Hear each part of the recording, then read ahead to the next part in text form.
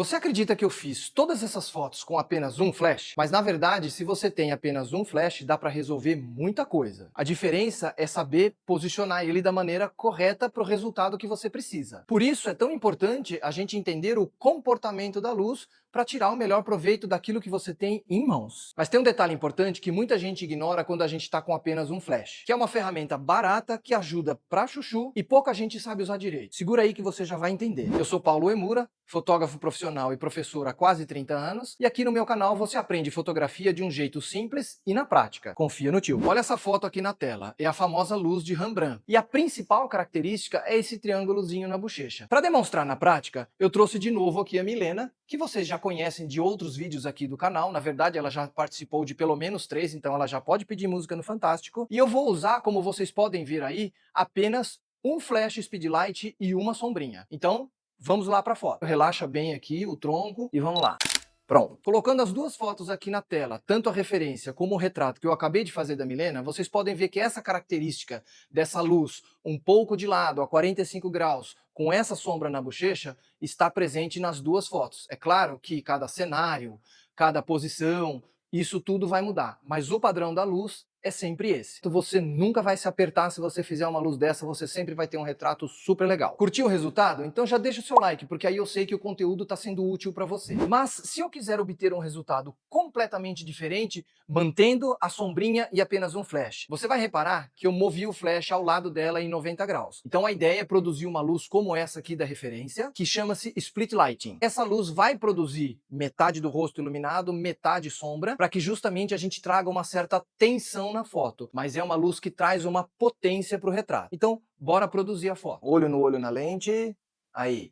Comparando aqui o resultado com a referência, a gente pode ver que a luz está exatamente igual e a gente conseguiu justamente uma sensação muito mais dramática do que o primeiro retrato lá do Rembrandt. Beleza, drama a gente já tem. Mas quando você quer fazer um ensaio um pouco mais diferentão, por exemplo, numa gestante ou mesmo num retrato corporativo com uma pegada assim um pouco mais de moda. Mas nessa hora, nos meus cursos presenciais, sempre tem aquele aluno que pergunta: mas esse tipo de luz de moda não vai ficar muito fora do nicho de uma gestante ou mesmo de um retrato corporativo? Isso não cria uma desconexão com o cliente? Muita calma nessa hora, a pergunta é boa. Na verdade, o que eu sempre falo é que na fotografia não existem regras fixas. Existem o objetivo e a execução desse objetivo. Então, se você quer apresentar algo um pouco mais diferente para o seu portfólio ficar um pouco mais variado, e esse é o objetivo e você cumpriu o objetivo, tá tudo certo. Inclusive, isso é uma ótima estratégia para você se diferenciar no mercado. Afinal de contas, quanto maior o repertório de luz que você tiver, mais o seu trabalho ganha, mais você fica diferenciado em relação aos seus concorrentes e mais o seu cliente compra mais fotos de você. Confia no tio. A butterfly, ou a luz de borboleta, ela é chamada assim porque ela produz essa sombrinha embaixo do nariz, como vocês podem ver aqui na foto. E ela é produzida com uma luz acima da modelo, de 30 a 45 graus de ângulo, frontalmente, e que deve ser com um acessório pequeno. Eu vou manter a sombrinha que a gente está usando aqui no vídeo, então agora eu vou mostrar na prática como é que vai ficar isso daqui com a Milena. Vamos lá. Vamos lá, Milena, um leve sorriso aqui para mim.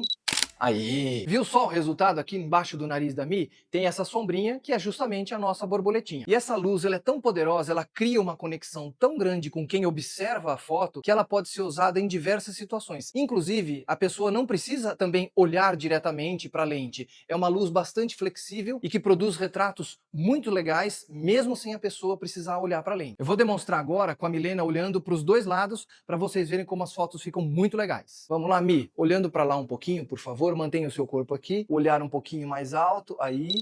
Agora, olha para cá, mantenha o corpo no lugar, mas olha para cá, o olhar um pouquinho mais alto, a cabeça pende para cá, ó. Isso, aí. Legal. Olhando as duas fotos lado a lado aqui, você pode reparar que mesmo a Milena não olhando para a lente, ainda assim são retratos bem poderosos, bem potentes, porque é a característica dessa luz. E tem uma dica importante aqui. Essa luz, ela tem uma característica que é a perda de um ponto de luz quando você faz retrato de corpo inteiro. Então agora eu vou te mostrar na prática, fazendo a foto dela de corpo inteiro, para vocês entenderem essa diferença de luz aqui. Vamos lá. Isso aí, Mi, na posição, por favor. Aí, bacana.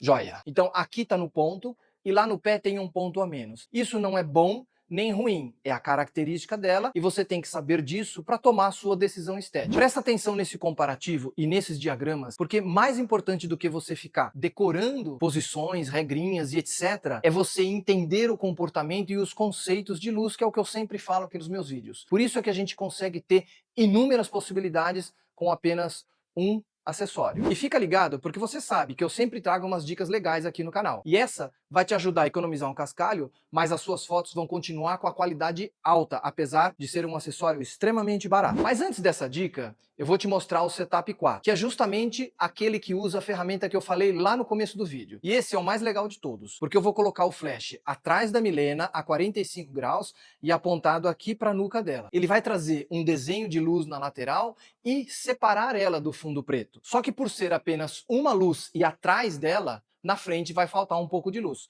Vamos dar uma olhada e depois eu mostro como que a gente corrige isso. Aí... isso. Olha que legal que ficou a foto dela. Para muitas situações já dá até para usar assim, não tem problema nenhum. É mais uma possibilidade. Só que se você quiser fazer uma foto, por exemplo, corporativa, a gente tem que acrescentar um pouquinho de luz aqui do lado. E a hora que a gente pode usar aquela ferramenta simples que eu falei, que é o rebatedor. E agora eu vou posicionar ele aqui e você vai ver que ele vai dar um preenchimento nesse lado que está faltando a luz, mas sem perder essa característica. Na verdade, é só trazer um preenchimento aqui do lado dela. Vamos lá, Mi? Um sorriso aqui para mim, por favor. Aí. Olhando o resultado aqui, a gente pode observar que as características originais da luz estão aí. O recorte de luz, a separação do fundo preto, o cabelo dela com um destaque, porém, agora o rosto está iluminado. Então você pode usar isso em diversas situações. É aquela luz que dá o tchan no seu ensaio. Agora me diz aqui nos comentários, qual dessas luzes você vai testar primeiro? Rembrandt, Split, contraluz com rebatedor ou butterfly? Depois que você fizer a sua foto, posta lá no Insta, me marca que eu comento o seu resultado. Aliás, eu tô pensando em começar a fazer uma avaliação mais assim aprofundada do trabalho de vocês. Se vocês tiverem interesse, a ideia é fazer uma vez por mês, só para membros, então torne-se membro, e aí a gente cria esse compromisso. Uma vez por mês, a gente faz a avaliação. A hora que o canal tiver pelo menos 15 membros, eu solto as instruções de como a gente vai gravar esse vídeo especialmente para vocês. Comprar um monte de equipamento não vai te fazer um fotógrafo melhor, e sim estudar o comportamento da luz, composição e outras coisas, que é isso que a gente faz aqui no meu canal. Mas tem outra habilidade que você também tem que dominar, que é saber cobrar.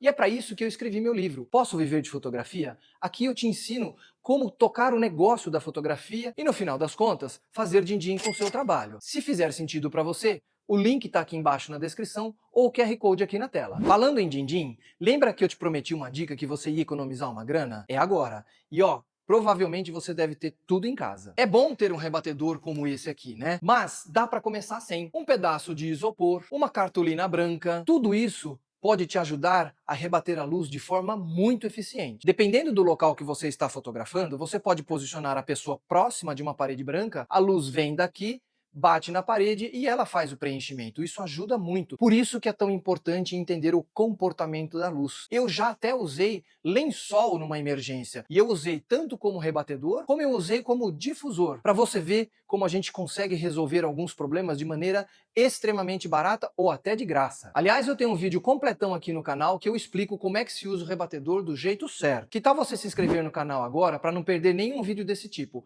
E mais, se você gostou de como eu te mostrei 4 formas de fazer 4 retratos diferentes com apenas um flash e uma sombrinha, você precisa assistir esse vídeo aqui para você entender como eu configuro a câmera e a gente ter fotos nítidas sempre. Bora lá?